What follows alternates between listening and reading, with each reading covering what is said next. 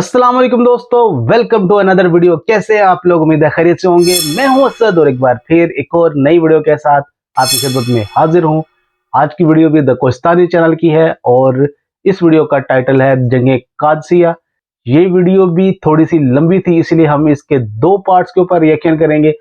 आज मैं इस वीडियो के पहले पार्ट के ऊपर रिएक्शन करने वाला हूं, तो चलिए वीडियो को स्टार्ट करते हैं। वीडियो को एंड तक जरूर देखिएगा और अगर चैनल को सब्सक्राइब नहीं किया हुआ सब्सक्राइब जरूर कर दें। जंगे कादसिया। उमर बिन खत्ताब रज़ियल्लाहु तआला अन्हु की खिलाफत में रोमन एम्पायर को यरमूक जैसी जंग में पूरी तरह हरा दिया था, जिसके बाद अब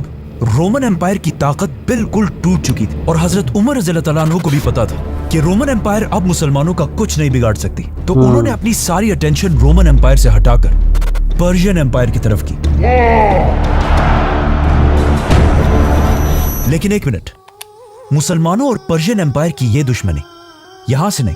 बल्कि इससे बहुत साल पहले रसूलुल्लाह सल्लल्लाहु अलैहि वसल्लम के दौर से शुरू होती है कि जब रसूलुल्लाह सल्लल्लाहु अलैहि वसल्लम मक्का को छोड़कर मदीने में थे और मक्का वालों से बहुत सारी जंगों के बाद अब फाइनली मक्का और मदीना की सुलह हो चुकी थी, सुलह हुदैबिया,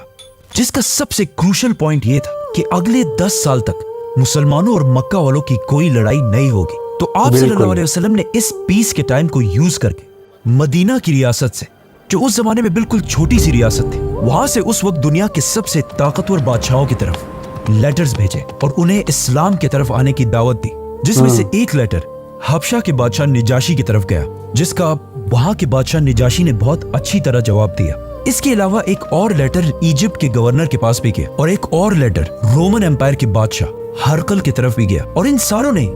आप सल्लल्लाहु अलैहि वसल्लम के इस लेटर को बहुत इज्जत दी और बहुत तमीज से मदीना की तरफ जवाब भी भेजे। लेकिन जब आप सल्लल्लाहु अलैहि वसल्लम ने पर्शियन बादशाह खुसरो की तरफ एक मैसेंजर भेजा तो उसने इस लेटर को बिल्कुल एक मजाक समझा। आप सल्लल्लाहु अलैहि वसल्लम का मैसेंजर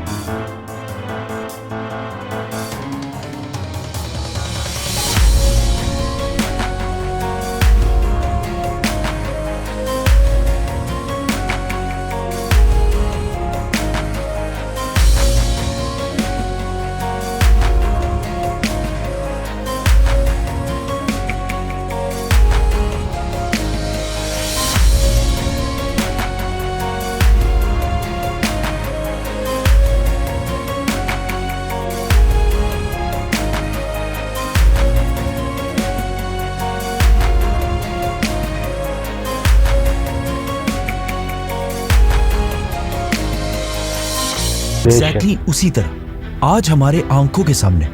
पूरी हो चुकी है, क्योंकि सिर्फ पर्शियन एम्पायर तो क्या, इस्लाम पूरी दुनिया के इतने बड़े इलाके पर फैल चुका है। और आप सल्लल्लाहु अलैहि वसल्लम के हदीस के मुताबिक आज दुनिया का सबसे बड़ा इस्लामिक मुल्क इंडोनेशिया है, जहां अपने कोई भी नेटिव ऊंट नहीं पाए जाते। और एक दूसरा इस्लामिक मुल्क है मालदीव्स, जहां उसी तरह कोई घोड़े नहीं पाए जाते, लेकिन वहां तक भी इस्लाम फैला हुआ है। नाउ आप सल्लल्लाहु अलैहि वसल्लम की दुआ के बाद पर्शिया का शहंशाह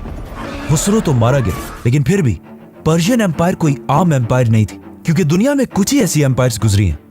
जो हजारों साल तक दुनिया में सुपर पावर्स रहे, जैसे कि मिस्र,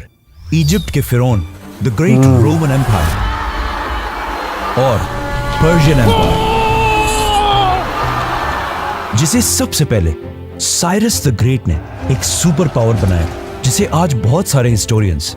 जुल्करनैन भी समझते हैं। खुसरो को मारने के बाद उसका बेटा पूरी पर्शियन एम्पायर का बादशाह बन गया, लेकिन फिर उसी के जनरल्स ने उसे भी मार दिया और किसी और को बादशाह बनाया, लेकिन फिर उसे भी हटा दिया गया। इसी तरह कुछ ही सालों में ईरान के बहुत सारे बादशाह बदले गए और आप सल्लल्लाहु अलैहि वसल्लम की इस दुआ के बाद बहुत अरसे तक ईरान का कोई मजबूत बादशाह नहीं रहा, और कोई स्ट्रॉन्ग बादशाह ना होने की वजह से पर्शियन एम्पायर आहिस्ता आहिस्ता कमजोर होने लगे। इन सारे हालात को कंट्रोल करने के लिए आखिर मजबूरन ईरान के सारे जनरल्स एक जगह पर जमा हुए और मुसलमानों के खिलाफ प्लान बनाने लगे। इस मीटिंग में सारे जनरल्स को समझ आ गए कि मुसलमान सिर्फ इसलिए हमें इतनी आसानी से हरा रहे हैं क्योंकि हम उन्हें छोड़कर आपस में एक दूसरे के साथ लड़ रहे हैं, और हमारी इसी डिवीजन का मुसलमान फायदा उठा रहे हैं। तो आखिर ईरान के सबसे पावरफुल जनरल रुस्तम ने वहां सबको कन्विंस किया कि अब वक्त आ चुका है कि हम अपनी आपस की सारी दुश्मनियां भुला दें और अपनी आपस की सारी लड़ाइयां खत्म करके पर्शिया का एक नया यूनाइटेड शहंशाह चूज करें। और इस पोस्ट के लिए उसने खुद ही यज़दिगर्द को नॉमिनेट किया, जिसका ताल्लुक खुसरो के खानदान से था। लेकिन यहाँ भी रुस्तम ने बहुत ही चालाकी की थी, क्योंकि नए बादशाह यज़दिगर्द की एज उस वक्त सिर्फ 9 या 10 साल के करीब, और रुस्तम चाहता था कि यज़दिगर्द सिर्फ नाम का बादशाह हो और असल में सारी ताकत रुस्तम के पास हो। लेकिन जो भी, इन सारी चीजों से पर्शियन एम्पायर दोबारा मजबूत होने लगी। खालिद बिन वलीद भी पर्शियन एम्पायर को छोड़कर अबू बकर रज़ियल्लाहु तआला अन्हु के हुक्म से रोमन एम्पायर की तरफ चले गए, और उसी के साथ खलीफा की अटेंशन भी पर्शियन एम्पायर को छोड़कर रोमन एम्पायर की तरफ चली गई। और यहाँ पर्शियन एम्पायर में मुसलमानों की स्पीड बिल्कुल खत्म हो गई। अब जब खालिद बिन वलीद रोमन एम्पायर की तरफ गए तो वहां बहुत तेजी से ये सारे इलाके फतह कर लिए, और जब मुसलमानों ने आखिर हजरत उमर रज़ियल्लाहु तआला अन्हु के दौर में अमेसा जैसी इंपॉर्टेंट सिटी को फतह कर लिया, उसके बाद रोमन और पर्शियन एम्पायर की बर्दाश्त की हद बिल्कुल खत्म हो गई। जिसके बाद हिस्ट्री में पहली बार एक ऐसा काम हुआ जो इससे पहले सोचना भी इम्पॉसिबल था कि मुसलमानों के खौफ से रोमन और पर्शियन एम्पायर एक हो गए और अपने पिछले 800 साल की दुश्मनियां भुलाकर खत्म कर दी, और एक दूसरे के इतने करीब आए कि रोमन बादशाह हरकल ने अपनी पोती मानिया की शादी पर्शियन बादशाह यज़दिगर्द से कराई, जिसकी एज ज्यादा से ज्यादा 12 या 13 साल के करीब। और इन दोनों ने ये प्लान बनाया कि हम दोनों एम्पायर्स अपनी आर्मीज को एक दूसरे के बॉर्डर से हटाकर अपने सेंटर्स में जमा करेंगे, और फिर जब हमारी सारी फौज एक जगह जमा हो जाएगी तो हम एक साथ ही मुसलमानों पर हमला करके इन्हें खत्म कर देंगे। जब खलीफा उमर रज़ियल्लाहु तआला अन्हु को इस डील का पता चला तो अब उनके सामने बहुत ही बड़ा चैलेंज था, क्योंकि अब एक ही टाइम पर उन्हें उस जमाने के 2 बड़े सुपर पावर्स से एक साथ लड़ना था। रोमन एम्पायर में तो खालिद बिन वलीद और अबू उबैदा की लीडरशिप में मुसलमानों की काफी बड़ी फौज मौजूद थी, तो उन्होंने रोमन एम्पायर को छोड़कर पर्शियन एम्पायर के लिए फौज जमा करना शुरू कर दी और अपने कैपिटल मदीना से सहाबा को पूरे अरब में फैला दिया, ताकि वो जाकर पर्शियन एम्पायर के खिलाफ मुसलमानों को जिहाद के लिए उभार सके। और खुद उस साल हज करने चले गए। जैसे ही हजरत उमर हज से वापस आए तो उन्होंने मदीना में एक अजीब सा मंजर देखा कि जहां तक उनकी नजर पहुंच रही थी वहां तक मुसलमानों का एक समंदर खड़ा था, और ये सब पर्शियन एम्पायर के खिलाफ मुसलमानों की फौज में शामिल होने आए थे। तो हजरत उमर ने इन सब को रेडी होने का हुक्म दिया और फिर खुद इन्हें लीड करके मदीना से रवाना हुए। जैसे ही वो थोड़ा आगे पहुंचे तो बाकी बड़े सहाबा अब्दुर्रहमान बिन औफ और अली रज़ियल्लाहु तआला अन्हु ने उन्हें जाने से रोक दिया और कहा, अगेन बिल्कुल यरमूक की तरह इस जंग में भी आपका जाना बहुत ही डेंजरस होगा, तो आप यही मदीना में रहे, क्योंकि हमें यहाँ से रोमन और पर्शियन एम्पायर दोनों से एक ही टाइम पर लड़ना है। तो हजरत उमर रज़ियल्लाहु तआला अन्हु ने आखिर उनकी बात मान ली और कहा कि अगर मैं नहीं जाऊंगा तो फिर कौन मुसलमानों की इस इतनी अजीम फौज को लीड करेगा, क्योंकि खालिद बिन वलीद और अबू उबैदा इब्न जर्राह दोनों रोमन एम्पायर से लड़ने में मसरूफ थे। अब जब यहाँ इस खिलाफत के सारे बड़े मिनिस्टर्स इस फौज के लिए एक जनरल ढूंढ रहे थे। तो अचानक वहां एक लेटर पहुंचा जिसमें लिखा था कि या अमीरुल मोमिनीन, मैंने पूरे अरब से हजारों लोगों की फौज जमा करके मदीना की तरफ रवाना कर दी है। ये लेटर साद बिन अबी वक्कास रज़ियल्लाहु तआला अन्हु की तरफ से भेजा गया था। तो अब्दुर्रहमान बिन औफ ने इस लेटर को पढ़कर सुनाया और कहा, मुझे इस फौज का लीडर मिल चुका है। तो वहां सारों ने पूछा कि कौन है? तो उन्होंने कहा, साद बिन अबी वक्कास। और ये नाम सुनते ही वहां बैठे सारों ने विद इन अ सेकंड कहा कि ये नाम हमें मंजूर है, क्योंकि साद बिन अबी वक्कास रसूलुल्लाह सल्लल्लाहु अलैहि वसल्लम के मामू थे और इस्लाम कबूल करने वाले पहले 10 लोगों में से एक थे। और इससे बहुत साल पहले जब जंग ओहद में मुसलमानों के हालात बहुत ही खराब हो चुके थे, तो उन्होंने बहुत बहादुरी से रसूलुल्लाह सल्लल्लाहु अलैहि वसल्लम को डिफेंड किया, जिस पर उसी दिन पहली दफा आप सल्लल्लाहु अलैहि वसल्लम ने फरमाया था कि ए साद, तुम पर मेरे माँ बाप कुर्बान हो। तो बस इसी के साथ साद रज़ियल्लाहु तआला अन्हु को पर्शियन एम्पायर में मुसलमानों की सारी फौज का जनरल बना दिया गया और साद रज़ियल्लाहु तआला अन्हु अरब से 30,000 की फौज लेकर पर्शियन एम्पायर की तरफ रवाना हुए। और हजरत उमर रज़ियल्लाहु तआला अन्हु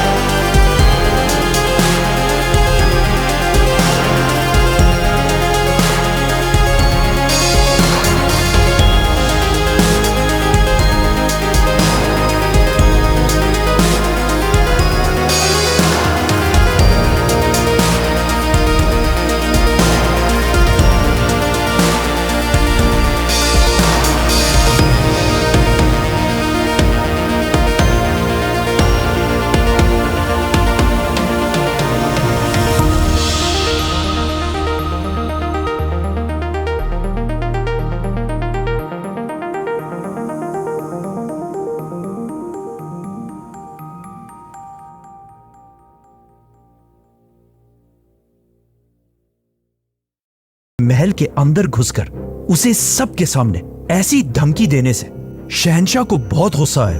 और उसने खड़े होकर कहा कि जाओ और अपनी पूरी फौज को जंग के लिए तैयार कर लो, क्योंकि अब मैं तुम्हारी तरफ पर्शियन एम्पायर की पूरी फौज को अपने सबसे ताकतवर जनरल रुस्तुम के साथ तुम लोगों की तरफ भेजूंगा और वो तुम सबको कादसिया के मैदान में ही गाड़ देगा। और इन मुसलमानों को और भी शर्मिंदा करने के लिए शहंशाह ने मिट्टी का एक टोकरा मंगवाया और इनसे पूछा कि तुम में से सबसे ऊंची नस्ल हाई फैमिली में से कौन है। तो यज़दिगर्द ने इस मिट्टी के टोकरे को उनके सर पर रखने का हुक्म दिया, जिसके बाद मुसलमान वहां से चले गए। नाउ मुसलमानों के जाने के साथ ही पर्शियन एम्पायर की सारी फौज भी 60,000 लोगों के साथ एक जगह जमा होकर कादसिया के मैदान की तरफ रवाना हुई। जब मदीना में हजरत उमर रज़ियल्लाहु तआला अन्हु को इस सब का पता चला, तो उन्होंने सीधा एक मैसेंजर साद बिन अबी वक्कास की तरफ भेजा कि मुझे कादसिया के मैदान के एक एक कोने का मैप बनाकर भेजो, क्योंकि हजरत उमर रज़ियल्लाहु तआला अन्हु